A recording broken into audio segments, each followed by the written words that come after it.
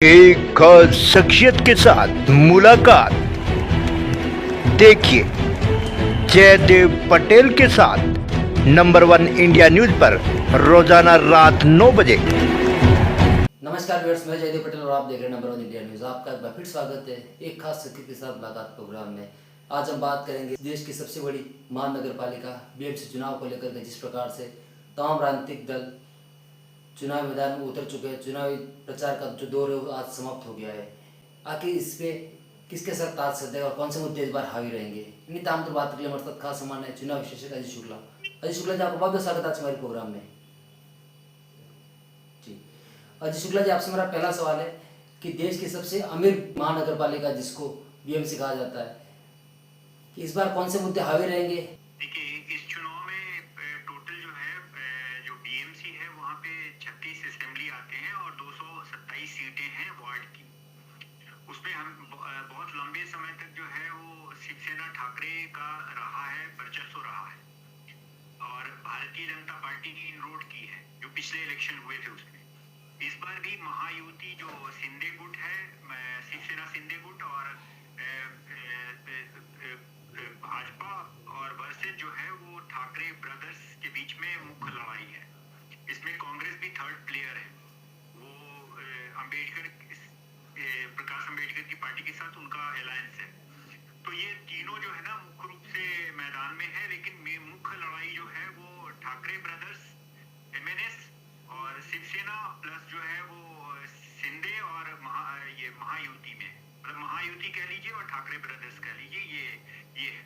तो इसमें जो है ठाकरे ब्रदर्स जो है वो मराठी मानुस का मुद्दा बहुत ज्यादा चला रहे हैं और वो किसी तरह जो है मराठियों के बीच में जो है सेंटिमेंट को उभारना चाहते हैं, जबकि जो भारतीय जनता पार्टी है वो हिंदुत्व और डेवलपमेंट के मुद्दों को आगे बढ़ा रही है। जी, अब ये देखना बहुत लाजमी होगा कि कौन सा मुद्दा सबसे ज्यादा हावी होता है। मुख्य रूप से जो है परप्रांति का भी एक बहुत बड़ा योगदान रहता है।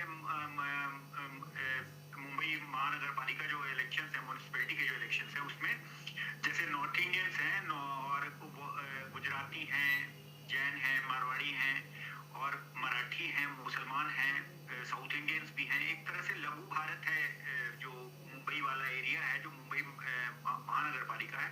तो लगभग समस्त देश के थोड़े थोड़े मतदाता हैं वहाँ पे। तो उनका वो किस तरह से किस पैटर्न से वोटिंग करते हैं ये बहुत ज्यादा महत्वपूर्ण होगा। प्लस जो है वो कितना हालांकि जो मराठी मानुस वाला जो सेंटिमेंट है वो अभी ज्यादा देखने को मिल रहा है मराठी मतदाताओं में, लेकिन जो नॉर्थ इंडियन है और जो नॉर्थ इंडियन वोटर्स हैं और जो हिंदुत्व के नाम पर जो वोटर्स हैं फडणवीस के साथ, वो भारतीय जनता पार्टी और शिंदे के साथ है। प्लस जो है मराठी के साथ साथ जो मुसलमान का एक तबका है जो भारतीय जनता पार्टी से लड़ना चाहता है, जो उनके अगेंस्ट में वोट दे रहा है, वो भी जो है वो ठाकरे ब्रदर्स के साथ है। हालांकि एमएनएस से बहुत ज्यादा लगाव नहीं है मुसलमानों का, लेकिन फिर भी मजबूरी में वो उनके साथ है। जबकि मुसलमानों का बड़ा चंक जो है वो कांग्रेस के साथ ज्यादा जाने की संभावना दिख रही है। जी अजीत शुक्ला जी, अगर हम बात करते हैं तो जिस प्रकार से ठाकरे ब्रदर्स का साथ आना, तो कहीं न कहीं मराठी वोट बैंक को निशाना साधना है, तो वहीं बीजेपी हिंदुत्व के मुद्दे पर आगे बढ़ रही है। लेकिन उससे उलट अगर हम बात करते हैं तो इसमें एआईएमआईएम जो असदुद्दीन ओवैसी की पार्टी है, ये कितना कुछ इम्पैक्ट डालेगी और ये किसके लिए नुकसान और फायदेमंद साबित होंगे? ये जो मुस्लिम पॉकेट्स है वहां पर भारतीय जनता पार्टी कांग्रेस और जो है वो शिवसेना और सपा समाजवादी पार्टी और एक का कुछ सीटों पर एनसीपी का है, थोड़ा बहुत प्रभाव है अजीत पवार वाले का थोड़ा, और थोड़ा बहुत जो है वो प्रभाव जो है वो उसका है एआईएमआईएम का है। तो इस बार एमआईएम वोटों का डिवीजन हो रहा है मुसलमानों का, लेकिन मुसलमान जो है टैक्टफुल वोटिंग कर रहे हैं। तो ये रिजल्ट आने के बाद ज्यादा अच्छे से स्पष्ट हो पाएगा कि मुसलमानों का किस तरह से बंटवारा हो। लेकिन मोटे तौर पे जो ज्यादातर मुसलमान है वो अभी कांग्रेस के पक्ष में दिख रहे हैं, थोड़ा बहुत आंशिक रूप से सपा के पक्ष में है और थोड़ा बहुत जो है वो शिवसेना ठाकरे ब्रदर्स के साथ है।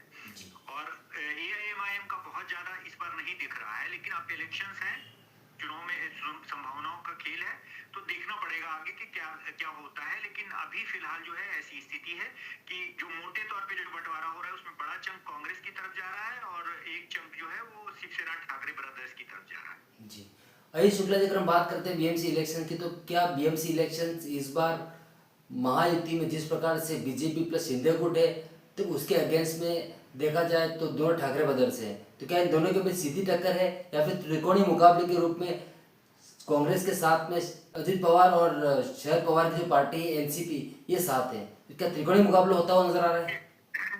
देखिए एनसीपी का बहुत ज्यादा वर्चस्व तो नहीं है बीएमसी में।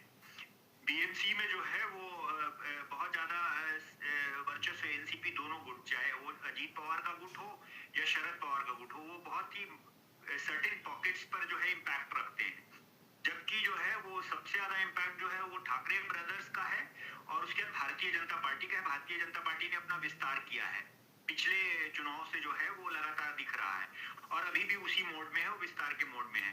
और भारतीय जनता पार्टी का कैंपेन भी बहुत तगड़ा हो रहा है। हालांकि वो भी कैंपेन बहुत अच्छा कर रहे हैं, ठाकरे ब्रदर्स भी कर रहे हैं और लंबे समय तक सत्ता में रहे हैं, इसलिए उन्हें बहुत हल्के में नहीं लिया जा सकता है। मुकाबला जो है वो है दोनों के बीच में और कांग्रेस सबसे कमजोर दिख रही है। कांग्रेस जो है वो बहुत मजबूत स्थिति में नहीं दिख रही। हालांकि अगर ये लोग लड़ते, जैसे लोकसभा चुनाव हुआ, तो लोकसभा के चुनाव में जो है बहुत अच्छी स्थिति थी। अगर लोकसभा के लिहाज से देखें तो लोकसभा में जो है वो महाविकास आघाड़ी की जो है स्थिति अच्छी थी महायुति के बनिस्पत। लेकिन अभी जो इलेक्शन है वो पूरा इलेक्टोरल डायनेमिक्स डिफरेंट है। अभी जो है वो ठाकरे ब्रदर्स एमएनए पहले अलग लड़े थे, अब साथ में आ गए हैं, प्लस जो है वो बीजेपी और शिंदे एक साथ लड़ रहे हैं और इधर जो है ठाकरे ब्रदर्स एक साथ लड़ रहे हैं, कांग्रेस अलग लड़ रही है। अगर कांग्रेस का कोई टैसिट अंडरस्टैंडिंग होगा ठाकरे ब्रदर्स के साथ तो मुकाबला बहुत रोचक और दिलचस्प होगा। अजय शुक्ला जी, आपसे मेरा एक आखिरी सवाल है कि जिस प्रकार से हमने देखा बीएमसी चुनाव को लेकर के जो सीटों के बंटवारे हुए थे उसमें कई लोगों के नाम काट दिए गए थे, तो ऐसे में जो बाकी जो उम्मीदवार हैं ये किसको ज़्यादा नुकसानदायक साबित होंगे और कितना कुछ इम्पैक्ट डालेंगे ये? फिलहाल तौर पे जो है बागी उम्मीदवार दोनों तरफ हैं, ठाकरे ब्रदर्स की तरफ भी है और भारतीय जनता पार्टी की तरफ, लेकिन भारतीय जनता पार्टी की तरफ ज्यादा लग रहे हैं, जो बाकी अलायंस महायुति जो है वहां पे। और यहाँ पे बड़ा ही कंप्रोमाइज्ड इलेक्शन होता है, थोड़ा हाइपर लोकलाइज इलेक्शन होता है, तो इसमें कैंडिडेट का भी महत्व हो जाता है। कई आप पूरे महाराष्ट्र में देखिए जो लोकल बॉडीज के इलेक्शन हो रहे हैं, कई जगहों पे कोई किसी के साथ गठबंधन किया है, कोई किसी के साथ, तो वो उस तरह से आप क्लियर नहीं कर सकते हैं कि ये अलायंस जो है वो महायुति वर्सेस जो है महाविकास आघाड़ी हो रहा है। ये बड़ा विचित्र तरीके का इलेक्शन है ये, जिसमें जो है अपने हित को देखकर सब एक दूसरे के साथ जो है संबंध बना रहे हैं, अलायंस कर रहे हैं और अलग हो रहे हैं, अलायंस से अलग हो रहे हैं। तो ये कहना बड़ा मुश्किल है कि कैसे कैंडिडेट्स के आधार पे है, तो किस सीट पे कहाँ पे क्या करते हैं ये देखना होगा। भारतीय जनता पार्टी में थोड़ा ज्यादा रेबल्स अभी दिख रहे हैं। जी, अजय शुक्ला जी, आपने हमारे लिए समय निकाला, उसके लिए आपको बहुत बहुत धन्यवाद।